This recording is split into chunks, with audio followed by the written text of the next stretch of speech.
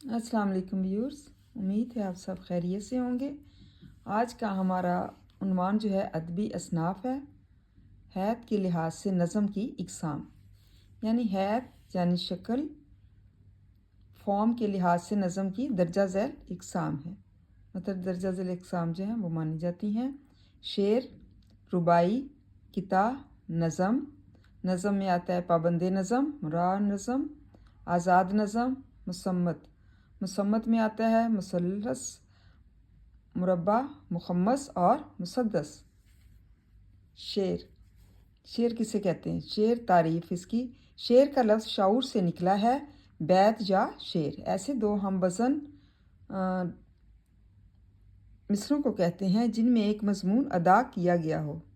इसकी मिसालें हैं, काबा किस मुँह से जाओगे गालिब, शर्म तुमको मगर नहीं आती।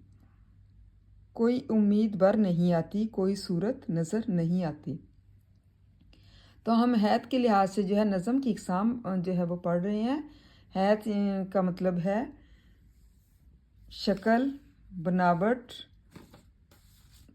को कहते हैं, और इसकी जो है नज़म के लिहाज से दर्जा झैल इकसाम है। शेर, रुबाई, किता, नज़म, पाबंद नज़म, मुअर्रन नज़म, आज़ाद नज़म। इसके बाद है मुसम्मत में है मुसल्लस, मुरब्बा, मुखम्मस और मुसद्दस। शेर का लफ्ज़ जो है शाऊर से निकला है। हैत या शेर ऐसे दो हम वज़न मिसरों को कहते हैं जिनमें एक मज़मून अदा किया गया हो। मिसालें हैं, काबा किस मुँह से जाओगे गालिब, शर्म तुमको मगर नहीं आती।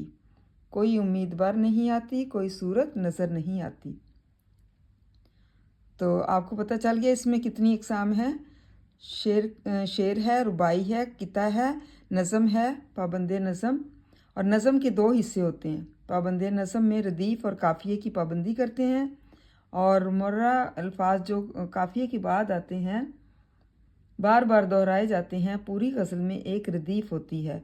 हम वज़न अल्फाज जो है वो काफ़िया कहलाते हैं, मसलन कलीम, नईम, वसीम वगैरह।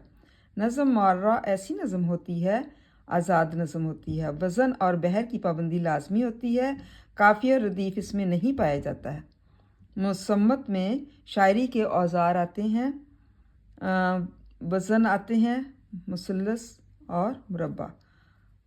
तो ये उम्मीद है आपकी इसकी समझ आ गई होगी। काबा किस मुँह से जाओगे गालिब, शर्म तुमको मगर नहीं आती। इसमें भी जो है वो वज़न जो है वो लाजम है, वज़न पाया जाता है। और कोई उम्मीद बर नहीं आती, कोई सूरत नज़र नहीं आती। तो इसमें भी काफ़िया रदीफ़ की जो है वो पाबंदी जो है वो लाजम होती है। तो उम्मीद है तलबा आपको इसकी समझ आ गई होगी। इसको अच्छी तरह से याद करें और लर्न करें, क्योंकि अगर आप याद करेंगे इसको अलग अलग से तो आपको अच्छी तरह से हर चीज़ की समझ आ जाएगी। तो अगर कोई आपको ऐसा लगता है कि आपको समझ नहीं आई तो आप कमेंट करके पूछ सकते हैं मुझे। थैंक यू एंड जज़ाकल्लाह खैर।